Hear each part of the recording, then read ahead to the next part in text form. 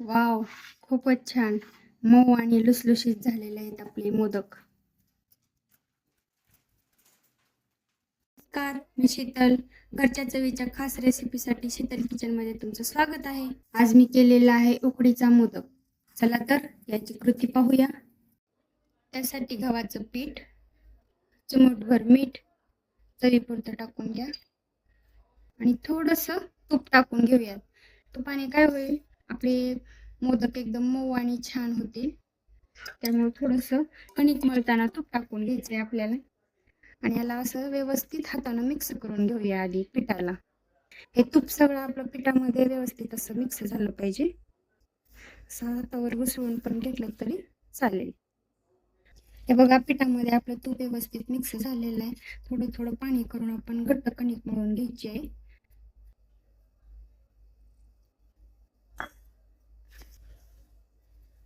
व्यवस्थित असं मळून घ्या.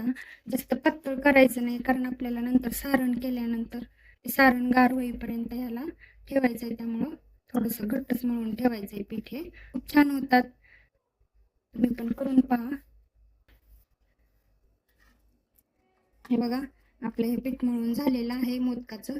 तर याला थोडंसं आणखी मी असं वरनं तूप लावून असा गोळा करून ह्याला ठेवणार आहे. असं झाकण मारून ठेवूया.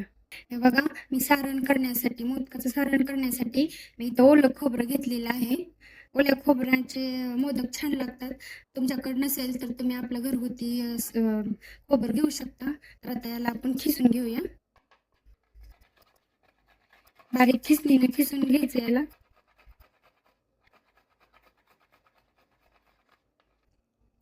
मोदकाचं सारण बनवण्यासाठी लागणारं साहित्य इथं मी मगाशी तुम्हाला दाखवलं ना, आपलं ओलं खोबरं किसून घेतलेलं आहे बारीक.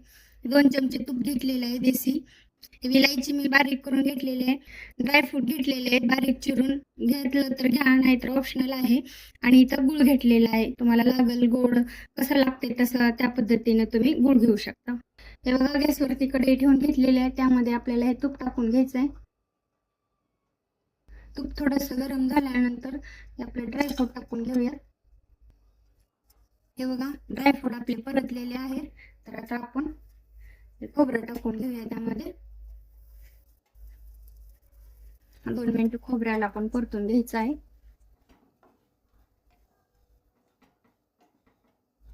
ओढलं खोबरं आहे, त्यामुळं ह्याला पाणी सुटेल म्हणून आधी खोबरंच भाजून घ्यायचं आपण. हे बघा, आपलं खोबरं परतून झालेलं आहे. तर मी तर गूळ टाकते यामध्ये. गूळ टाकून पण 2-3 मिनिटं परतून घ्यायचं याला. हे बघा, हे सारण झालेलं आहे आपलं. यामध्ये आपण विलायची टाकून घेऊया. याला हलवून आता गार होण्यासाठी ठेवून देऊया. हे बघा, आपलं पीठ पण छान असं मुरलेलं आहे. आता याची आपण छान अशी चपाती लाटून घेऊया. पातळच करायची चपाती, आपली चपातीसारखी चपाती करून घ्यायची ह्याची. हे बघा, आपली चपाती लाटून झालेली आहे. हे बघा, अशा पद्धतीचं असं काहीतरी घ्या, वाटी किंवा ग्लास. मी ग्लास घेतलेला आहे आणि असे याचे हे करून घ्यायची, म्हणजे सगळ्या एका आकाराचे आपले मोदक होतील. म्हणून अशा पद्धतीनं करून घ्यायचंय.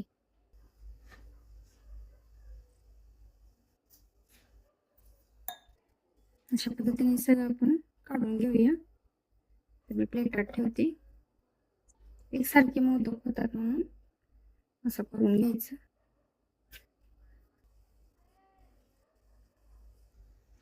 हे मी सगळं मोदकासाठी लाटे तयार करून घेतले आहेत आणि सारण पण आपलं गार झालेलं आहे. तर आता यामध्ये आपण भरून घेऊयात. याला असं पाकळी आकार येण्यासाठी असं या लाटीला आपण असं करून घेऊया, म्हणजे याला पाकळीचा आकार येईल, असं व्यवस्थित छान आपलं मोदक दिसतील. असं केल्यानंतर यामध्ये सारण भरून घेऊया. बसेल तितकं सारण घाला. जास्त सारण घातल्यानंतर मोदक पण आपले खायला छान लागतील.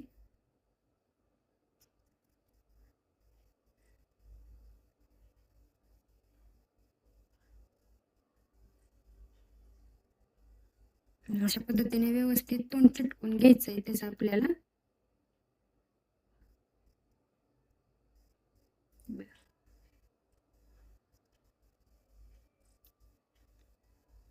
अशा पद्धतीनं आपण दुसरे पण आता सगळे मोदक करून घेऊयात.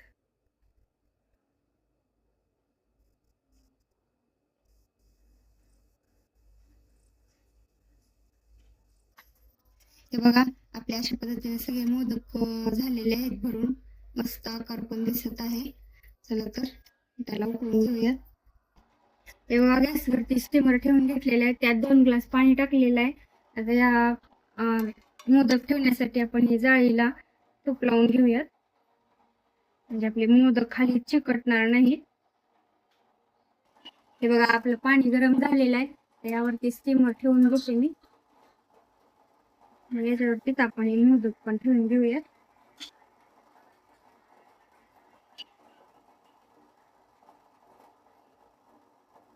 याला 10 मिनिटं आपल्याला स्टीम करून घ्यायचं आहे. आता याला आपण झाकण मारून घेऊया. 10 मिनिटं ठेवायचं. बघा, 10 मिनिटं झालेले आहेत. वाव, मस्तच आपले मोदक उकडलेले आहे. घरची चव आवडली असेल तर लाईक आणि कमेंट नक्की करा. आईच्या हातची चव, घरगुती रेसिपी आणि खास टिप्स पाहण्यासाठी आमच्या चॅनलला सबस्क्राईब करा व बेल आयकॉन प्रेस करा, म्हणजे नवीन व्हिडिओची सूचना सर्वात आधी तुम्हालाच